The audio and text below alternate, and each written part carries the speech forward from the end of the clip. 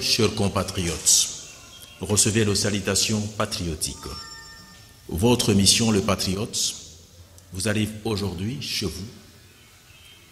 Dans cette émission aujourd'hui, nous allons parler d'une question qui est en train justement de tarauder les esprits de presque tous les Congolais, parce que c'est un problème politique.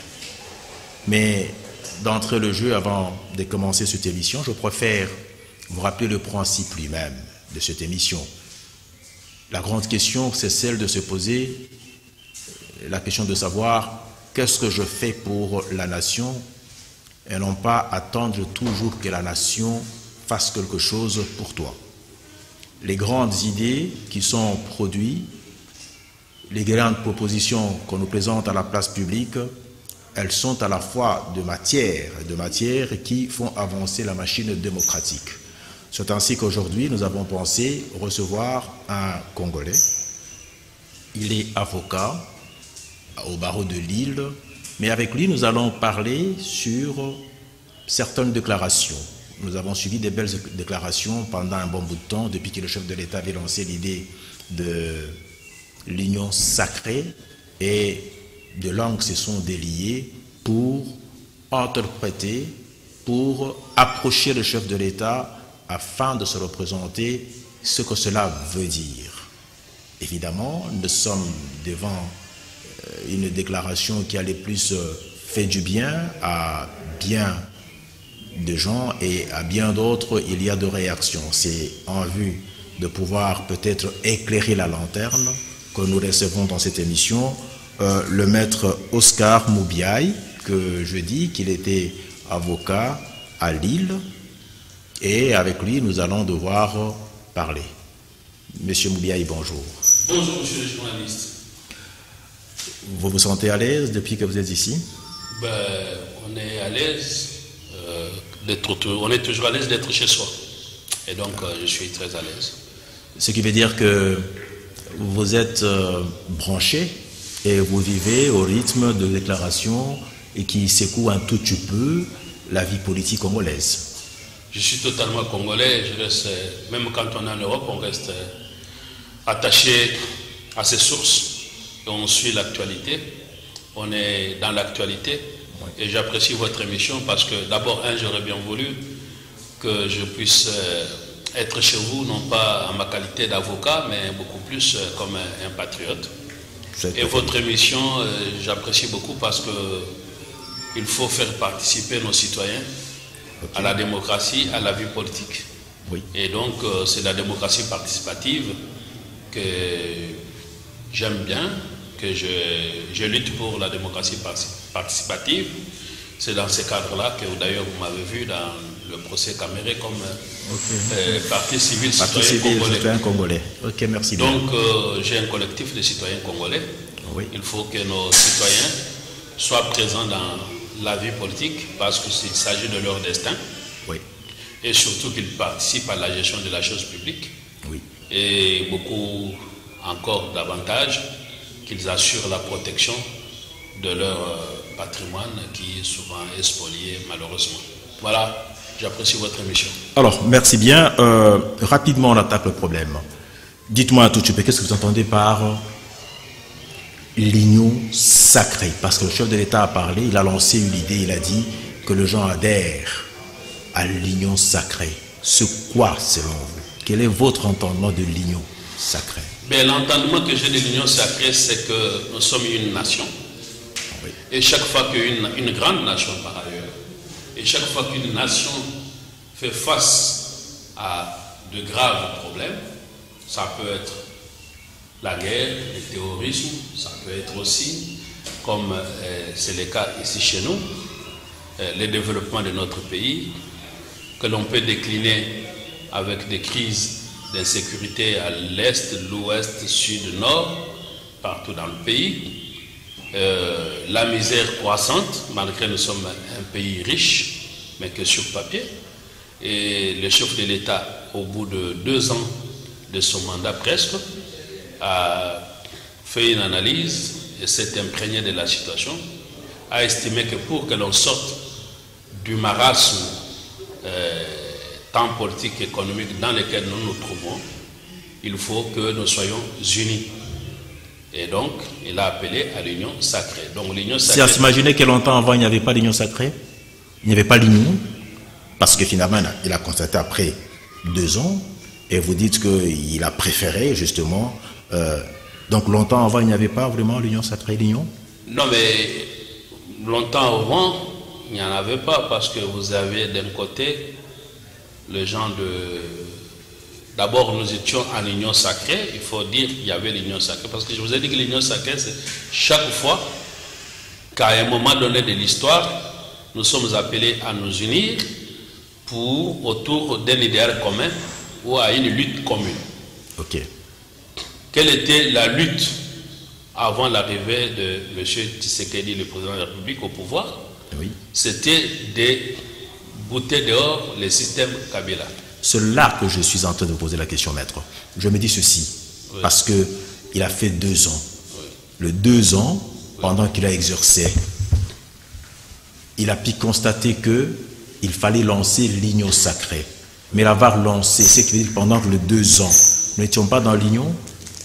Non, il n'y avait pas l'union sacrée. Il y avait tout simplement comment on pouvait être dans l'union et comment les chefs de l'État pouvaient connaître les problèmes auxquels il allait faire face avant qu'il ne prenne le pouvoir.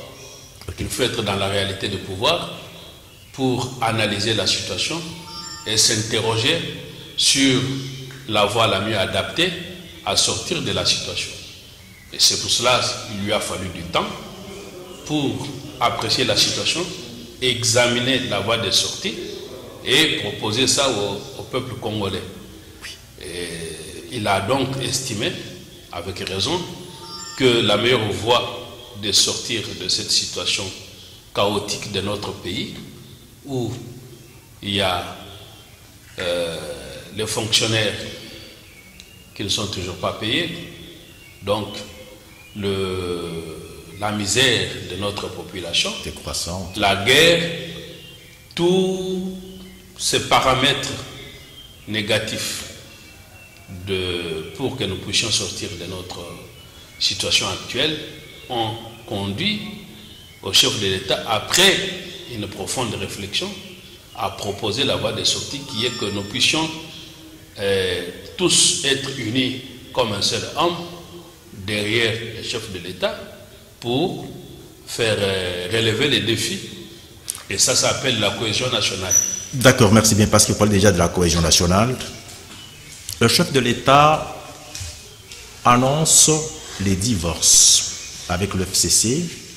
Il donne un coup de pied dans la coalition en amont. Et en aval, au même moment presque, il lance l'idée de l'union sacrée. Et il y a 2 voix qui se délient. Entre autres, l'un des grands chantres du régime Mobutu, enfin plutôt Kabila, il va rencontrer le président de la République, il s'agit de Mende, qu'il a rencontré, il avait des préoccupations et en sortant de là, il soutient que non, il est tout à fait d'accord parce qu'il a posé 3 questions, il a trouvé que ces questions-là ne le mettaient pas mal à l'aise parce que le chef de l'État lui aurait dit que ce n'était pas vraiment un parti politique, mais il a essayé un peu de définir, selon lui, selon son entendement, qu'est-ce qu'il entendait par l'union sacrée. Ça se termine par apparemment, c'est comme si le chef de l'État a divorcé en amont, mais en aval, c'est comme si c'est le mariage FCC cache parce qu'il dit il faut un cadre élargi. Alors, du FCC cache. Je ne sais pas comment vous interprétez cela. Est-ce qu'il est en accord avec la pensée du chef de l'État ou bien il n'est pas en accord avec le chef de l'État? Non, écoutez, chacun y va dans son sens. Oui.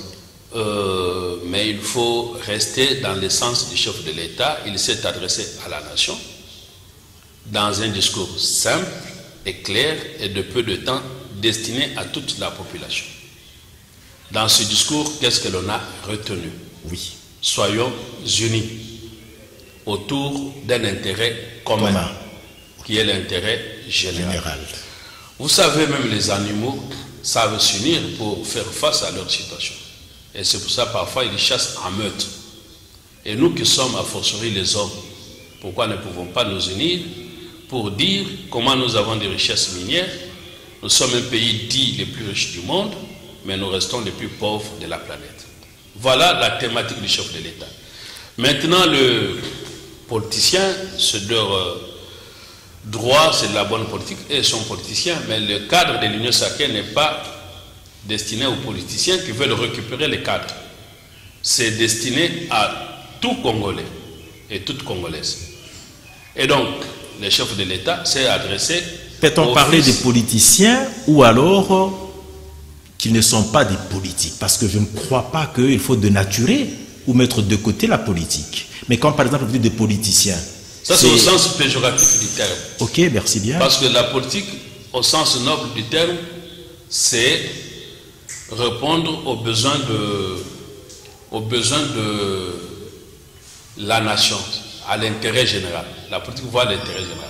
Mais maintenant, quand on entre au sens péjoratif du terme, on est dans les intérêts partisans, privés, les intérêts du ventre. C'est ça ce qui a été prédominé depuis plus de 50 ans. 32 ans de dictature mobusienne, 18 ans kabylistes, c'était des appareils politiques. Où l'on a considéré que la meilleure industrie pour s'enrichir, c'était le parti politique, les postes ministériels. Le chef de l'État arrive au pouvoir et dit « je mets fin à cela ». Vous ne pouvez que être partout où vous êtes, à quelque niveau vous pouvez vous retrouver, vous ne pouvez que travailler pour l'intérêt général. Donc c'est ça. Et puis aujourd'hui, les politiciens, au sens négatif du terme, tentent de récupérer le concept union sacrée pour vous dire quoi?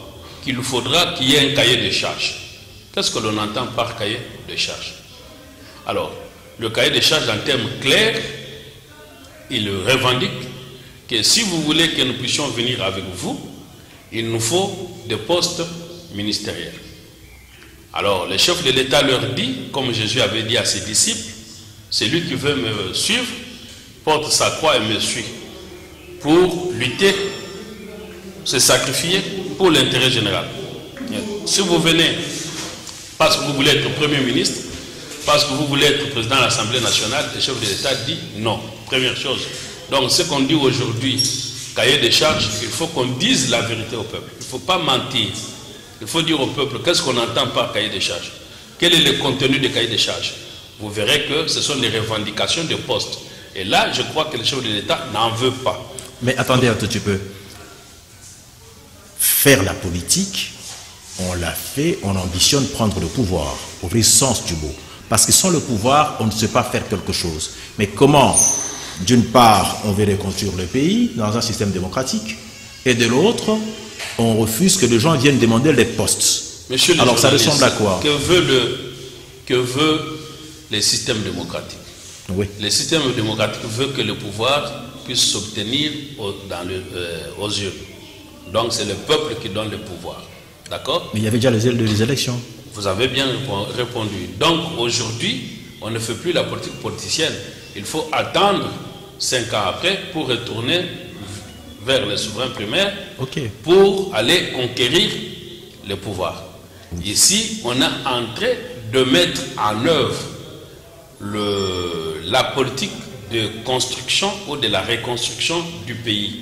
Et cette politique, il n'y a que le président de la République qui a été élu au suffrage universel qui indique la politique de la nation, et il a besoin des hommes et des femmes qui adhèrent à cette vision. Il n'y a pas plusieurs visions. Il n'y a qu'une vision du chef de l'État, c'est qu'il n'est pas une dictature. Parce que si chacun vient avec sa vision, ben on ne s'en sortira pas.